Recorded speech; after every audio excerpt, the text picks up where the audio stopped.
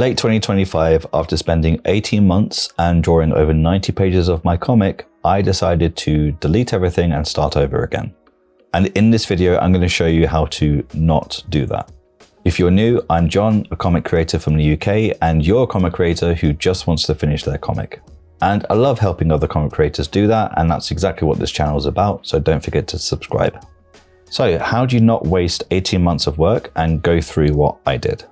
Well, there are 3 steps you need to take to protect your comic's future, and we're going to go through each of them now. Starting with the first one, which is know what your comic is about. To be clear, I knew what my comic's story was about. I knew who the characters were, and I knew how the main story arc ended. On paper, it seemed like I knew exactly what my comic was about, but I didn't. And it took me 18 months to realize that I didn't. The first time I really noticed this and had that feeling was when I read the pages in the context of the comics, not just in the context of the script. And I kind of felt that there wasn't really a story or a narrative that was taking place. It was just a collection of scenes that I kind of just glued together. I couldn't really tell why I had added certain scenes, and other scenes kind of felt pointless. It's safe to say that I started to lose faith in the story's strength, and that's what led me several weeks later to just start all over again. So how do you know what your comic is about? Well, one way that really helps you understand your comic is figuring out what the theme is. There are a lot of ways to figure out or construct or extract a theme from your comic, but one of the easiest ways is to just look at your main character or characters. Who and what are they at the start of your comic, and how do they change by the end? If your character starts off as really untrusting and they're a bit of a loner, but then throughout the story they realize that there is power in friendship, then that's your theme. Having friends help you achieve the things you want to achieve is better than not. That's the theme. If you can explain and identify your theme and truly understand it, then you can ensure that that theme runs through your comic, which is also a really good way to edit your comic as well. If you have scenes that have nothing to do with the theme and are just there to be cool or because you felt like it or you felt it might be a good idea, then you can test that by saying, do these scenes fit within the theme? If they don't, you can cut them, which not only makes your comic more focused and consistent, which is what my previous comic wasn't, it also makes it a little less intimidating to complete because you don't have quite as many pages to contend with. So you have fewer pages to do and a better comic. So it's a win-win. Step 2, figure out the important bits first. The second step, once you've established what your theme is to figure out the main bits of your comic before you start it. And I'm going to separate these into 2 main categories. The first one is to figure out what your main characters and main set pieces look like. And the second one, which is slightly less obvious, is to figure out how you're going to draw and color them. What is your drawing process? To give myself credit, I did do this for my comic. Mostly. The thing that you're trying to avoid really is sitting down to work on your comic and you see a blank page and you don't really know where to start. And you start worrying about things that you shouldn't really be worrying about at this stage. Basically, when you're working on a new page, you shouldn't also be trying to figure out what your characters and environments look like and how you're going to render them. The reason why is because you need to save your energy for storytelling, not for planning. These are 2 separate activities. This doesn't mean that you need to plan for years and years and meticulously know every single detail before you start. But it does mean that you have to have a certain level of certainty about what it is that you're drawing and how you're going to draw it. As far as the coloring or rendering stage of the comic process, I would strongly suggest actually, that you keep it as simple as you possibly can and try not to let your ego get in the way. For example, you could say that as a rule or as a process, you have your local color, obviously, if you're coloring, and 1 shadow layer. And that's it. That's you rendering it. That's what I'm doing with my comic, where I've got the local color and basically 1 shadow layer. And it stops me from over-rendering panels that don't need it, and it stops the comic looking inconsistent as a result. Not to mention that if I over-rendered every panel, it will take me 2 to 3 times as long. Your ego will likely tell you that every panel needs to have a certain level of detail, and you should spend hours on each one because you care and you're passionate. But is that going to make your comic that much better? Especially if by choosing to over-render every single panel, it doubles or triples the time it takes to complete the comic. Is that worth it? Only you can really answer that, but in my opinion, no. And here's a fun little aside, especially if you're relatively new to comics and you're watching this and you're worried about how the comic's going to look aesthetically, how professional is it going to look? As your skills improve, your speed also improves. So don't run before you can walk, and have a little bit of patience. Keep your art style simple for now, and know that as you become better at drawing and visual storytelling as well, in our case, you will be able to produce more in less time. So right now, let's say that flattening and adding one shadow layer takes you a couple of hours to do. Well, as you get better, you'll be able to do the flattening and add 3 or 4 shadow layers in the same amount of time. But you can't force that. If you're not ready for it, then don't run before you can walk. Keep things simple. Now, you can add exceptions to the rule of simplicity, like if a panel is particularly important, or it's a close-up of a face and you want to just show a bit more detail, or you want to add some mood or atmospheric lighting or special effects to things. All of that is totally fine. You can absolutely do that. It's just that the majority of your panels should be simplistic in terms of the process, not necessarily in terms of the visuals. So just keep the process simple. Remember, and this is another thing that we all need to remind ourselves of, particularly when we're at the start of our comics. Comics are huge. They are massive things. And this leads us on to step 3. And we really need to manage that, because you're going to be with your comic for months, if not years. If you mismanage that at the start, then you're going to make the entire thing harder, and you're going to make it much more likely that you won't finish it and that you'll instead start again. But before we dive into that, I want to talk about my Patreon.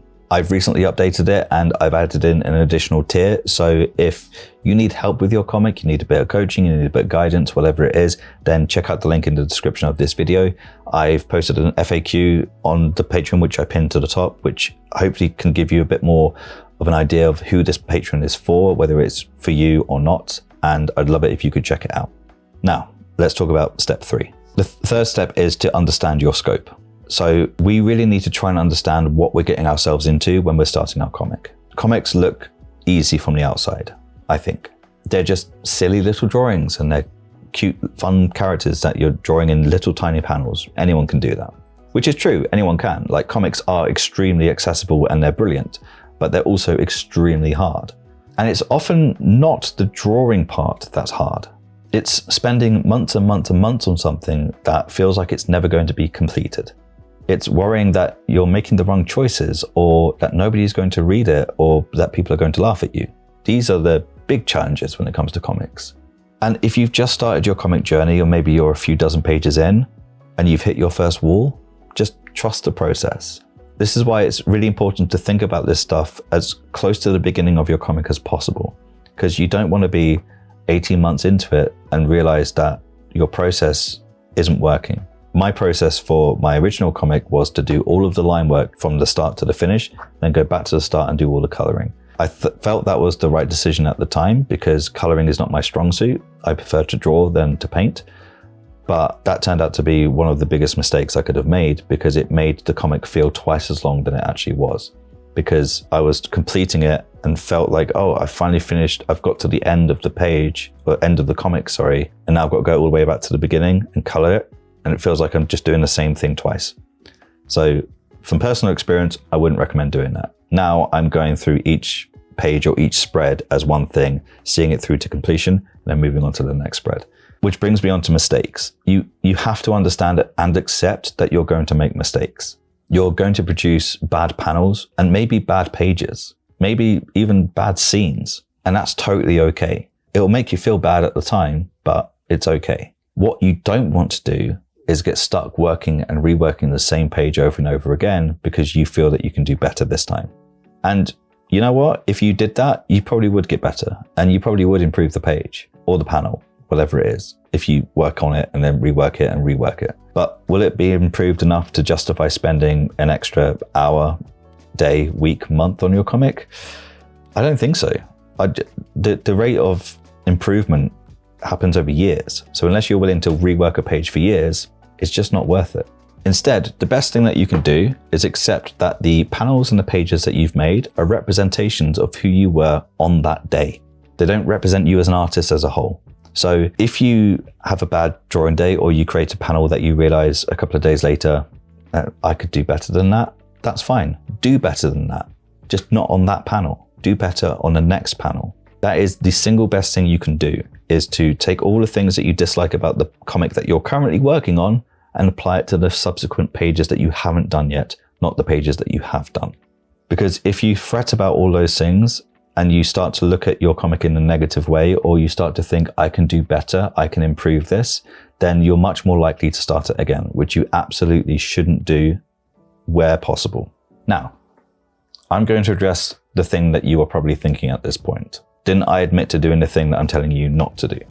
Well, yes, I did start again. I wasted 18 months and 96 pages of comic because I felt that it wasn't good enough and I could do better. And here's me sitting here saying that you shouldn't do that, or you're not allowed to do that. But if you honestly feel the same way that I did, then cutting ties with your comic can sometimes be the best option, even if you've been spending years on it. I know some people who have been working on their comic for 10, 15 years and it's still not finished. And I'm not suggesting that they should stop, but sometimes we press on with something because we've already invested so much time. It's a sunk cost fallacy, and it can feel really hard to start again, and it can feel like a waste.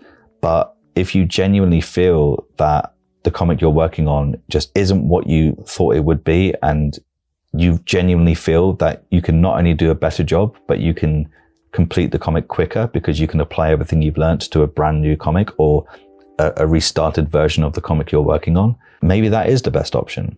If that, however, becomes a pattern and you never get to a point where you can print a comic and hold it in your hand or publish it online, whatever it is that you want to do, then that's where you need to ignore that impulse and see it through to the end. And if you follow these steps where you understand what your scope is, you know what your comic is about, and you figure out the most important parts first before you really start to work on it, you're much more likely to be able to see it through to the end, because that will give you momentum and it will give you a clear guide on how to complete each comic, because you know what things look like, you know how you're going to draw and color them, and you understand that making mistakes is okay. You understand that this is going to take a while, and the only way to get it finished is to move forwards. Don't get me wrong, there's a part of me that wishes that I stuck to my previous version, but overall, I'm really glad that I started again. It was definitely the right decision for me, and it was a good lesson for me to learn. It was a long lesson because it took 18 months for me to learn it, but I'm glad that I did. I just hope that you don't have to go through that same period of time before you make a decision, whether that is to stick or twist. Hopefully this video can give you the push to keep going. I think if you're not sure what to do, then keep going is the right option. If you have that sense of clarity, which I absolutely did, then yeah, maybe restarting is the best thing. Anyway, if you're feeling stuck or overwhelmed by your comic, which if you haven't felt already, that's coming, then watch this video next, and I'll help you prepare for that inevitability.